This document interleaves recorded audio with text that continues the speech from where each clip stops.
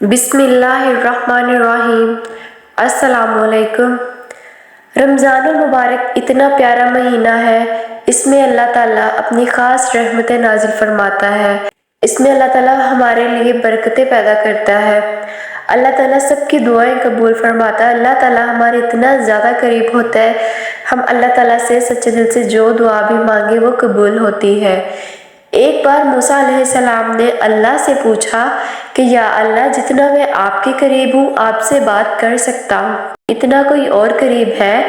अल्लाह ताला ने फरमाया, ए मूसा, आखिरी वक्त में एक उम्मत मोहम्मद सल्लल्लाहु अलैहि वसल्लम की होगी और उस उम्मत को एक महीना ऐसा मिलेगा जिसमें वो खुश्क होंठों, प्यासी जुबान, सूखी हुई आंखें, भूखे पेट जब इफ्तार करने बैठेगी तब मैं उनके बहुत करीब हूँगा। मूसा, तुम्हारे और मेरे दरमियान 70 पर्दों का फासला है, लेकिन इफ्तार के वक़्त उस उम्मत और मेरे दरमियान एक पर्दे का फासला भी नहीं होगा, और जो दुआ वो मांगेंगे उसे कबूल करना मेरी जिम्मेदारी होगी।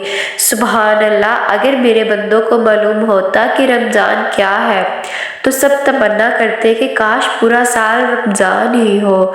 ये बात अल्लाह ताला ने खुद फरमाई है कि मैं इफ्तार के वक़्त रोज़ादार के बहुत करीब होता हूँ। वो उस वक़्त जो भी दुआ मांगते हैं मैं कबूल करता हूँ, उनकी दुआ रद्द नहीं करता।